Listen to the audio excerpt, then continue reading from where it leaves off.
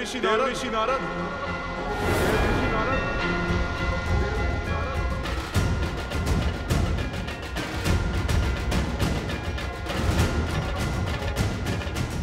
देव ऋषि नारद। देव ऋषि नारद, हनुमान जी को अब आप ही रोक सकते हैं। जाइए और रोकिए उन्हें। नहीं नहीं, वो पवन पुत्र हैं, रुद्र रूप है, ना जाने वो क्या ही कर दे। अब तो मुझे केवल एक ही भाव बचा सकता है, प्रभु की शरण। प्रभु की शरण?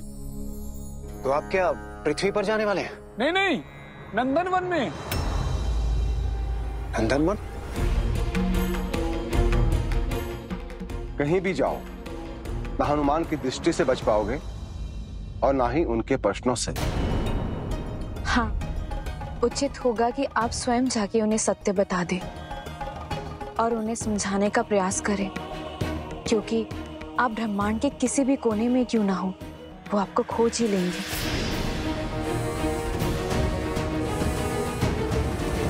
माता, वो भले ही मुझे खोज लें, लेकिन मेरे कार्य में विघ्न नहीं डाल पाएंगे। उन्हें बिना उत्तर पाए ही लौटना होगा। नारायण नारायण।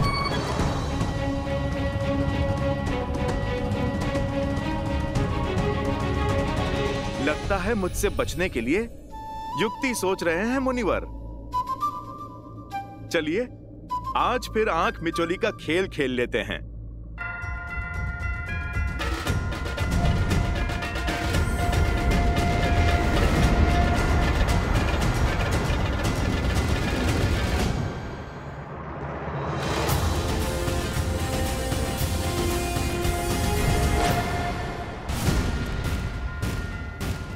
जय श्री राम।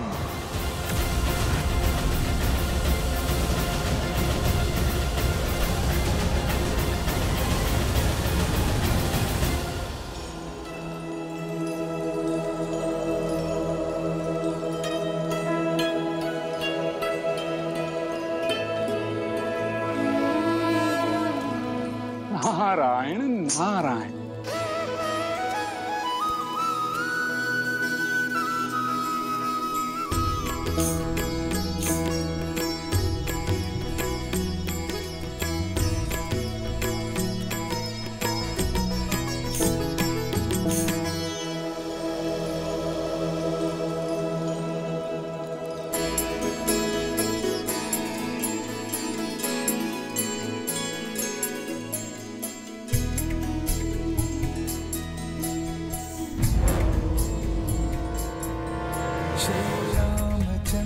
कृपालु भजु मन हरण भव भय दारुणम। नव कंज लोचन कंज मुख कर कंज पद कंजारुणम। कंदर्प अगणित अमित छवि नव नील नीरज सुंदरम। पट पीत मानहु तड़ित रुचि सुचि नौमि जनक सुतावरम।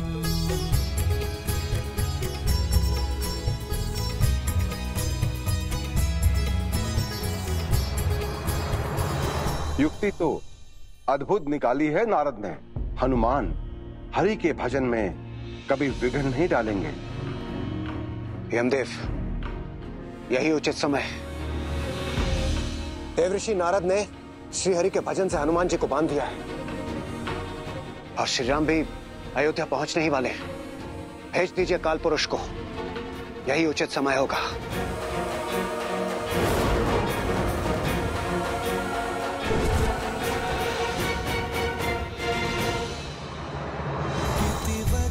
तुलसीदास शंकर शेष मुनि मन रंजनम। मम हृदय कुंज निवास कुरु कामादि खल दल गंजन। एक भक्त ने दूसरे भक्त को रोकने के लिए भगवान का ही सहारा लिया है। अद्भुत चतुराई है आप में देवर्षि नारद। अब क्या करोगे मेरे हनुमान?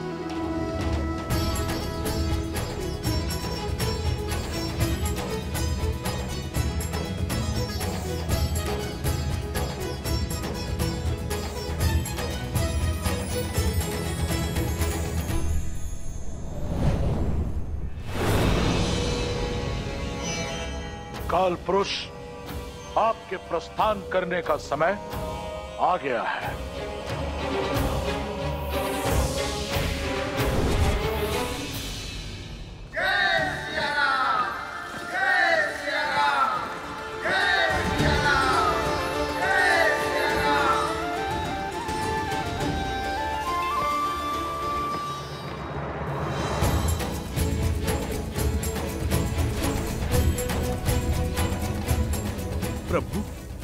प्रभु अयोध्या पहुंच गए?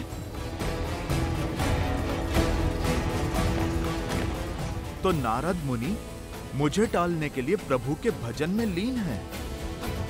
मैं उन्हें रोक तो नहीं सकता, किंतु एक भक्त दूसरे भक्त की भक्ति में रम तो सकता है।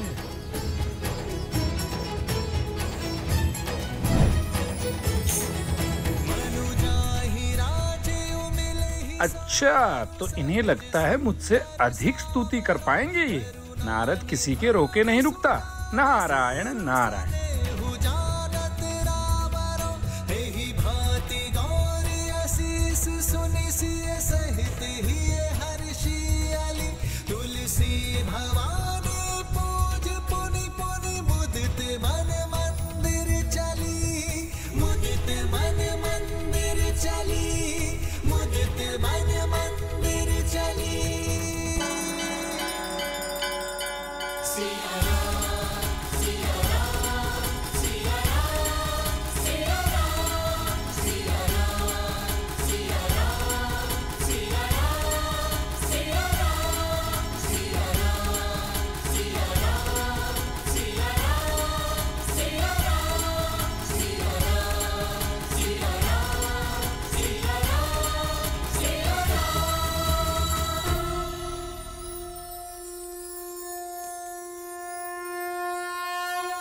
लीजिए, बुद्धि के धनी हनुमान ने इस संकट का हल खोज ही लिया है।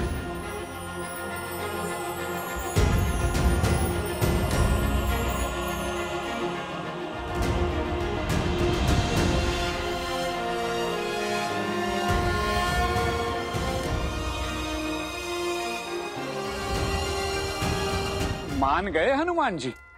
प्रभु के परम भक्त तो केवल आप ही हैं।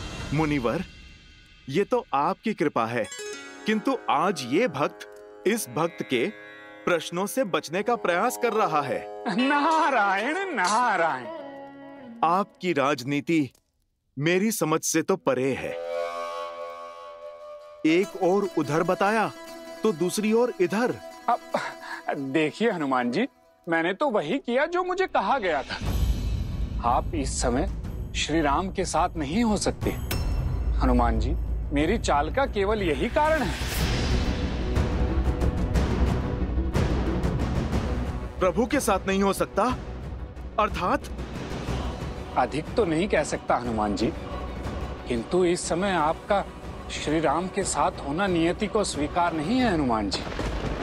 और मेरा कार्य केवल इतना ही था कि मैं आपको श्री राम से दूर ले जाऊं। मैं आपकी भक्ति के आगे अपना मस्तक झुकाता हूं हनुमान।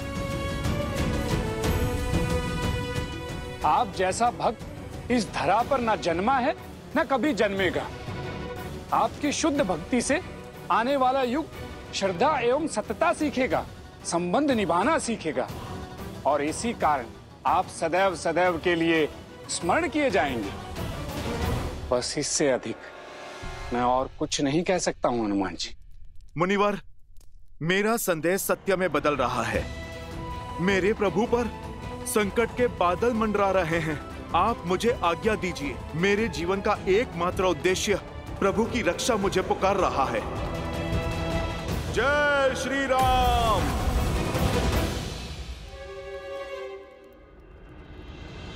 प्रभु,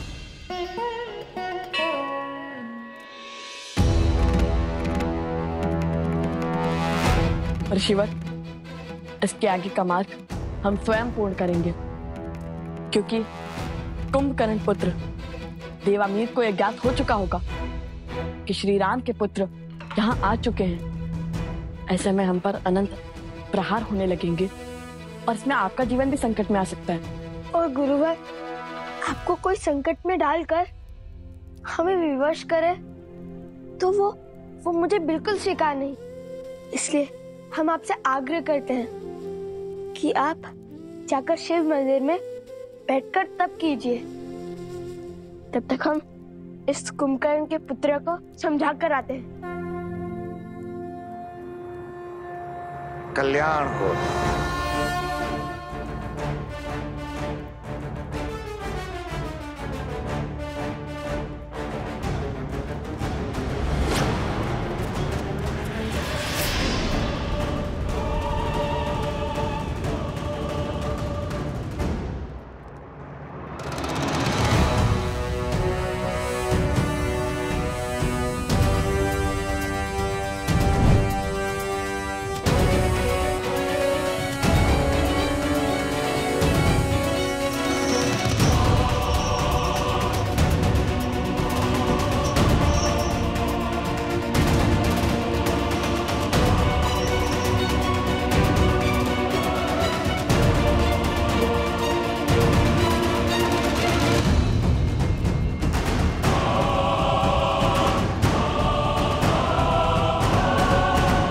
चिंता की कोई बात नहीं है माँ। लवकुश सकुशल है और भरत पर भी कोई संकट नहीं है। मेरे भरत ने युद्ध जीत लिया है और मैंने भरत को उसी क्षेत्र में उसके 2 पुत्रों के नाम से राज्य तक्षशिला और पुष्कलवती स्थापित करने का आदेश दे दिया है। राज्य के निर्माण के पश्चात वो लौट आएगा माँ।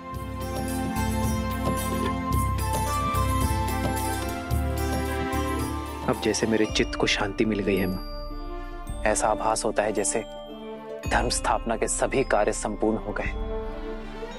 हमारे रघुकुल के वंशज राज्य की बागडोर संभालने के लिए, इस वंशज को आगे ले जाने के लिए पूर्णतः सज्ज है। लगता है जैसे मेरे कंधों से बहुत बड़ा भार उतर गया है।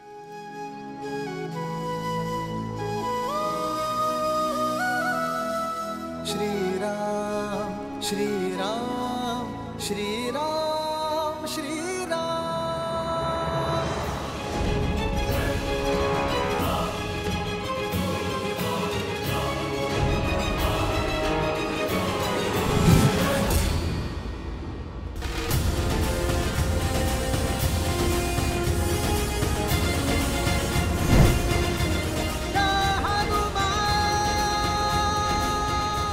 पहले मेरी माता के प्राण लिए, फिर लक्ष्मण भैया को छीना।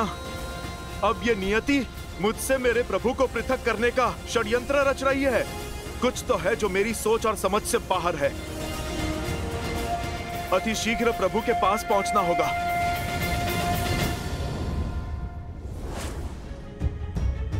प्रणाम ब्रह्मदेव।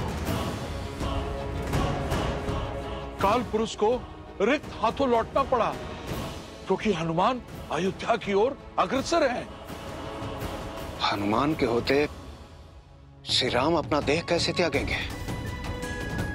समाधान समस्या में ही छिपा है इंद्रदेव। हनुमान किसी की नहीं सुनेंगे सिवाय श्री राम के। तो अब क्या किया जाए ब्रह्मदेव?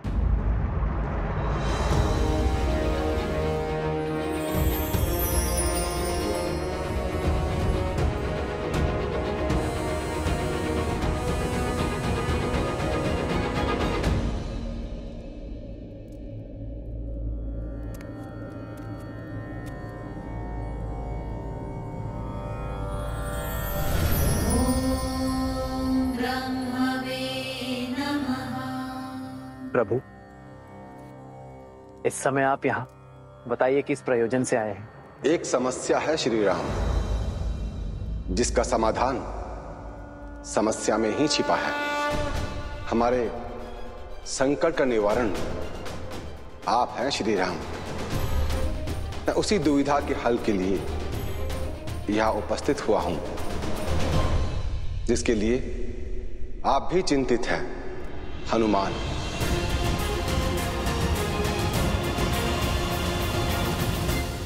ये उन्हीं के आने का संकेत है जिनके प्राण आप में बसते हैं।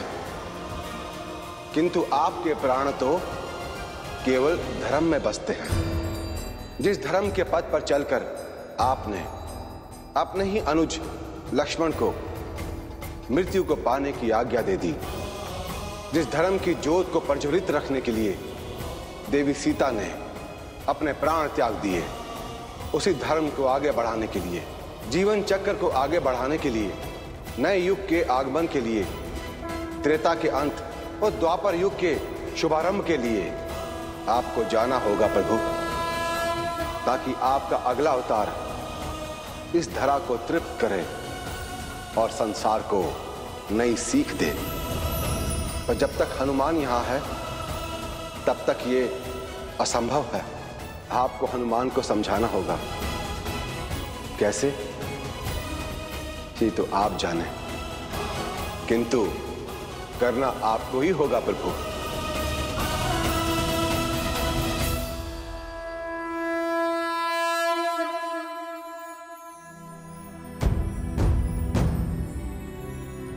हनुमान।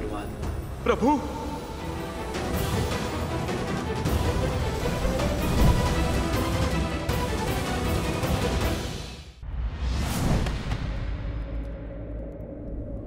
प्रणाम प्रभु।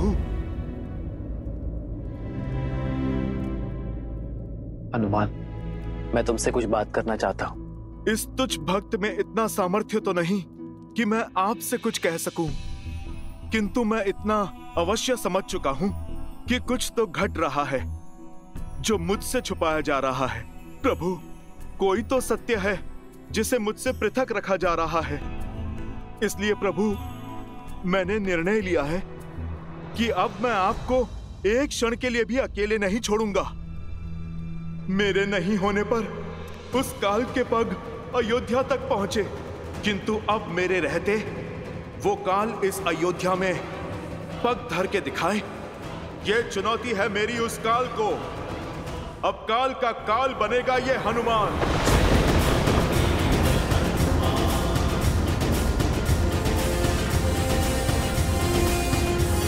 मुझे मेरे प्रभु से कोई भी पृथक नहीं कर पाएगा, कोई भी नहीं प्रभु।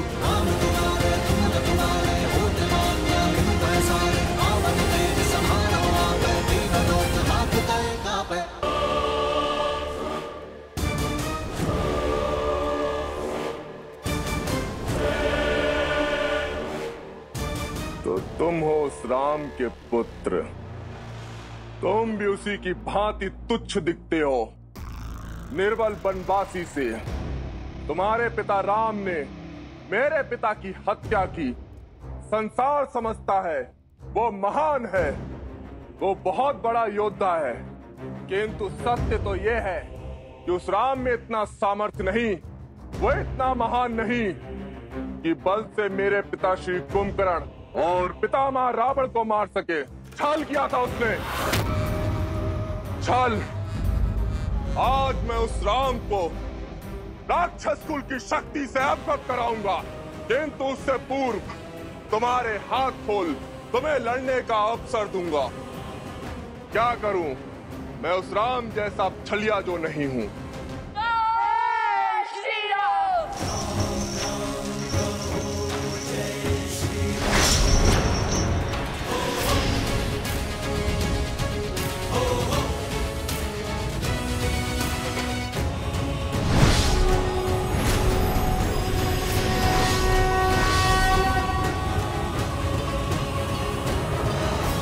बंदी बना लो इन्हें।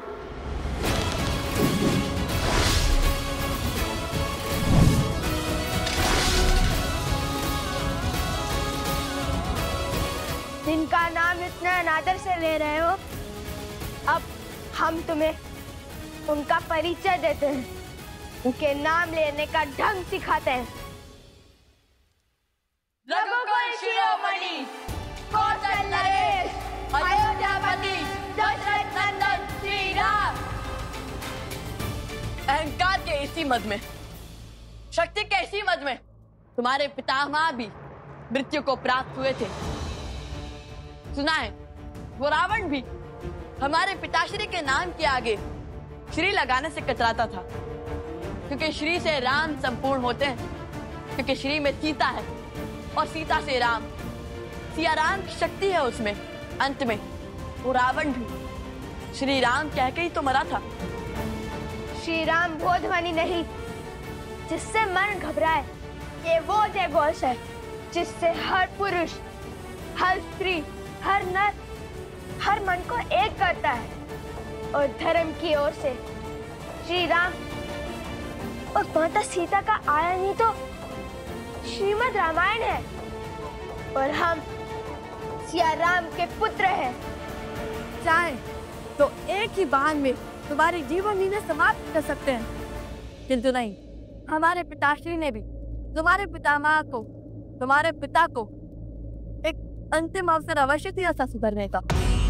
तुमने इस धरा को अधर्म के अधीन किया, इसलिए हम श्री राम पुत्र लव कुश तुम्हें सुधरने का एक अंतिम अवसर देते हैं। इस धरा पर धर्म स्थापित करने का एक अंतिम अवसर देते हैं हम तुम्हें। हम तुम्हारे द्वार पर तुम्हारी प्रतीक्षा करेंगे। शुभ अवसर है, चूकना मत। सोचो कि तुम्हें अपने पिता या पितामह की भांति युद्ध कर कुल को सर्वनाश के मार्ग पर ले आना है, या अपने चाचा श्री विभीषण की भांति धर्म के पथ पर चलना है।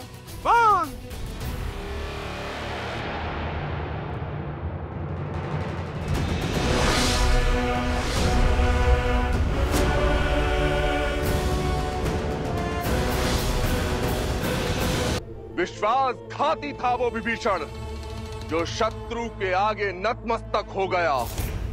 उसके मार्ग पर चला तो जीवन भर अपने पिता के बलिदान की पीड़ा नाग बनकर ढकती रहेगी मुझे। पिताश्री ने कहा था, विभीषण चाचा श्री ने राम का साथ देकर भूल की, पाप किया, धर्म से विमुख हो गया वो। संसार तुम्हें सदा विश्वासघाती के रूप में स्मरण रखेगा। रावण का भेदी कहेगा, घर का भेदी कहेगा। मैं भी अपने पिता का पुत्र हूँ, प्रतिशोध की ज्वाला में जल रहा हूँ। प्रतीक्षा करने की आवश्यकता नहीं है तुम्हें। हाँ, यदि तैयारी के लिए समय चाहिए तो बता दो। अगले पहर के पश्चात मैं अकेला युद्ध भूमि में खड़ा मिलूंगा तुम्हें। यदि तुम दोनों ने मुझे हरा दिया तो मेरी यह असुर सेना जीवन भर विभीषण के साथ मिलकर तुम्हारे राम के मार्ग पर चलेगी। किंतु यदि मैंने तुम दोनों को हरा दिया तो संपूर्ण अयोध्या में असुरों का राज होगा। और लगाओगे धन के लिए अपने पिता का सिंहासन दांव पर।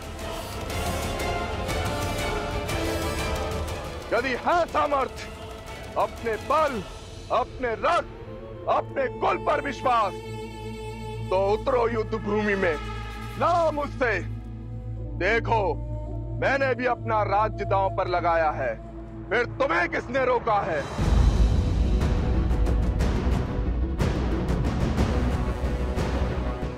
धर्म ना कभी हारता है और ना ही कभी किसी से भयभीत होता है।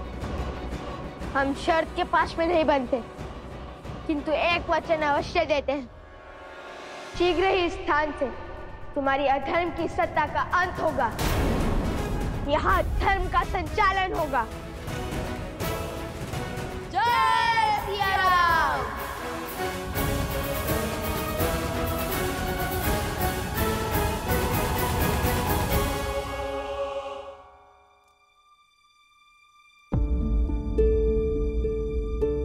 क्या हुआ प्रभु?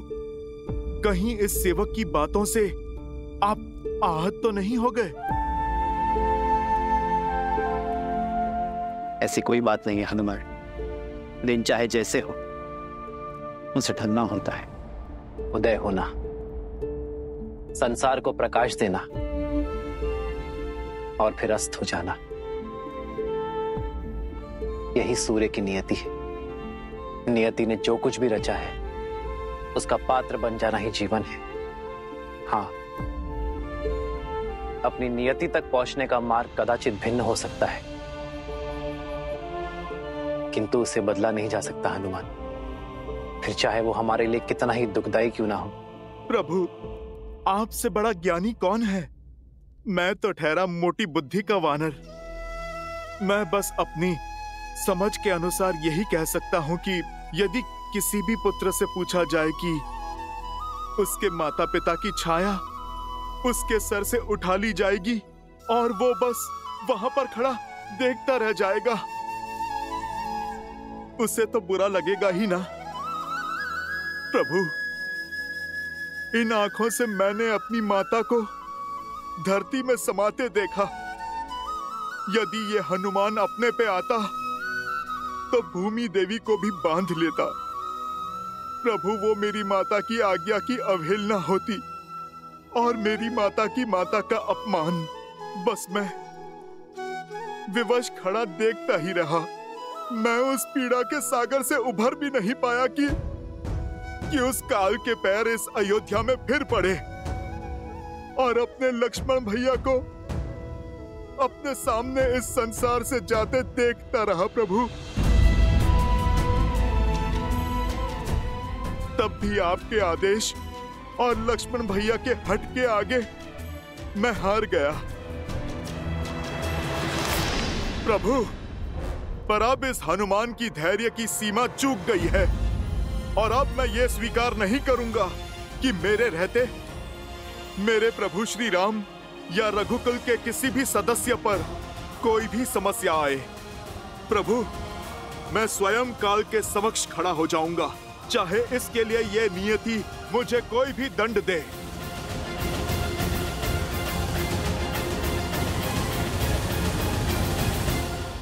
और प्रभु, आपको सौगंध है अपने इस दास की, इस बार आप मुझे नहीं रोकेंगे और ना ही किसी भी बंधन में डालेंगे। प्रभु, यदि मैंने आपकी भक्ति पूर्ण तन मन और आत्मा से की है तो मेरे प्रभु श्री राम मेरे इस कार्य के बीच में नहीं आएंगे। प्रभु, आपको मेरी सौगंध है।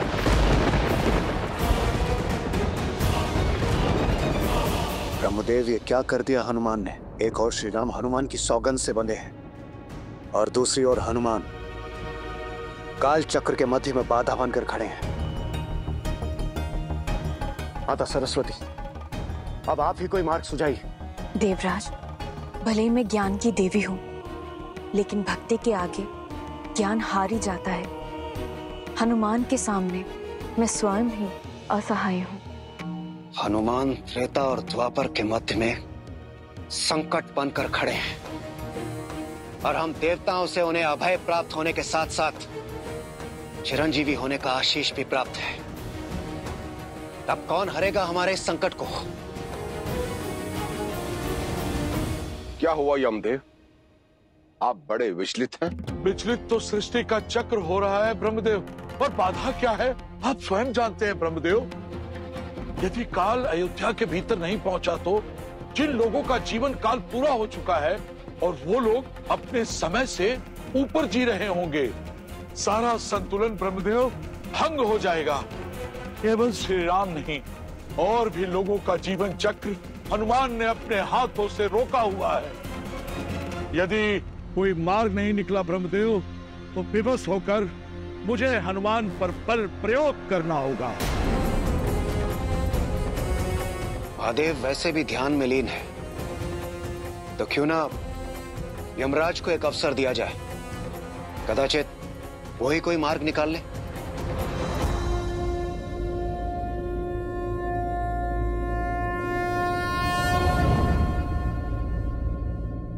हनुमान अपने हट पर अड़े हुए हैं, तो हमें भी अपने कर्म पर टिके रहना चाहिए। अनुमति है यमदेव? तो आज अयोध्या में काल प्रवेश करके रहेगा। मैं अपने सर्वश्रेष्ठ यमदूत को अयोध्या भेजूंगा।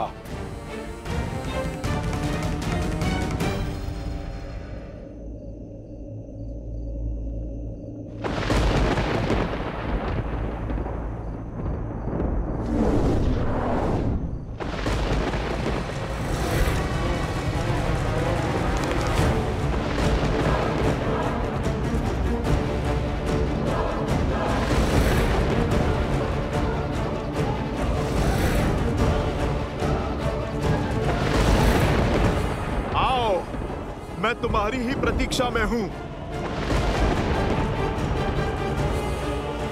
लगता है पूरी सेना भेजी है यमराज ने। तुम नहीं जानते, इस हनुमान के पास ऐसा अस्त्र है जो इस पूरे संसार पे भारी है। वो है मेरे प्रभु की भक्ति। श्री राम श्री राम। सावधान! आभास था मुझे कि अयोध्या में कुछ ठीक नहीं घट रहा है, इसलिए मैं सज्ज हूं स्वागत के लिए। मैं तुम्हें चेतावनी देता हूं, वहीं पर रुक जाओ। अयोध्या पे आया संकट कहीं ना कहीं मेरे प्रभु पर है, और यदि मेरे प्रभु पर कोई भी संकट आता है तो फिर तुम सब मेरे शत्रु हो। फिर मैं तुम्हारे साथ वही करूंगा जो एक शत्रु के साथ किया जाता है।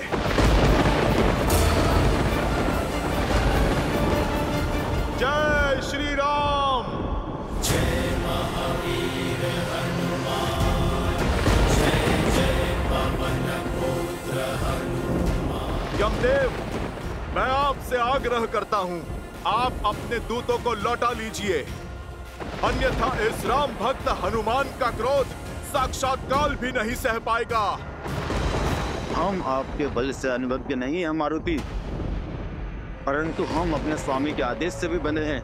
यमराज ने हमें आपकी बात अनसुनी करने का आदेश दिया है। आपसे आग्रह है कि आप इस सृष्टि के चक्र और नियति की नीति में विघ्न मत डालिए। यदि आप अपने हट पर अड़े रहते हैं तो हम भी अपने आदेश का पालन करने को सज्ज हैं। तो फिर ठीक है, धर्म युद्ध का अनुभव है मुझे। तुम अपना धर्म निभाओ और मैं अपना। जय श्री राम। जय कुमार बलवंता शंकर सुवन वीर हनुमंता मदन कराल काल बुलधानक राम सहाय सदा प्रतिपालक भूत प्रेत पिशाच निशाचर अग्नि विकराल काल मारी मर्दिन मारो कोई संत राम की रात। अयोध्या पर संकट लाओगे, मेरे प्रभु श्री राम को विचलित करोगे इस हनुमान के रहते। देखिए जगत पिता, देखिए क्या हो रहा है। क्षमा करें किंतु ये सब कुछ आप ही के कारण हो रहा है। आप किसी को भी कोई भी वरदान दे देते हैं। देखिए, एक वानर को शक्तिशाली बनाने का परिणाम यमदूत को अपना काल दिखा रहा है और चला है नियति के चक्र के मध्य एक बाधा बनकर। आपको ज्ञात होगा, आप ही ने दिया था ना वरदान अजय, अमर और चिरंजीवी होने का। अब वो आप ही के वरदान का दुरुपयोग कर रहा है और हम यहाँ विवश खड़े हैं, कुछ नहीं कर पा रहे। परंतु उनके पल के आगे झुककर हम अपना उत्तरदायित्व भी नहीं भूल सकते न इंद्रदेव। सृष्टि का नियम ना टूटे, इसलिए मुझे स्वयं हनुमान के समक्ष जाना होगा।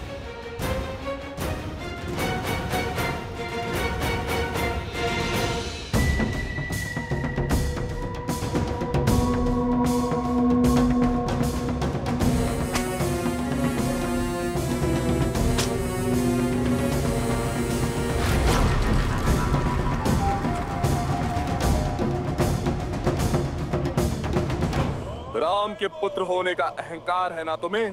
जानते हो मैं किसका पुत्र हूँ? महान कुंभकर्ण का।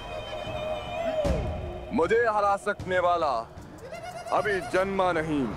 सत्य कहा तुमने, तुम्हें हराने वाला अभी तक जन्मा नहीं। हम भी तुम्हें हराने नहीं आए हैं, बल्कि तुम्हारा अंत कर विधिवत अंतिम संस्कार करेंगे तुम्हारा। अपने पिता के परंपरा को पूर्णतः पालन करेंगे हम। उन्होंने भी असुरों को मारा नहीं था, उनको मुक्त किया था। इतना अभिमान तो आओ सामना करो, चाहे जो भी अस्त्र चुन लो, धनुष, खड़ग या गदा। चाहे तो अपने पिता की भांति छल का अस्त्र भी चुन लो। हम श्री राम के अंश हैं और हम वैसे ही लड़ेंगे जैसे श्री राम लड़ते हैं, धर्म का कवच लेकर। और धर्म कहता है कि तुमने हमारे धर्मात्मा पिता को कपटी कहकर महाअपराध किया है। अब मृत्यु को निमंत्रण दिया है।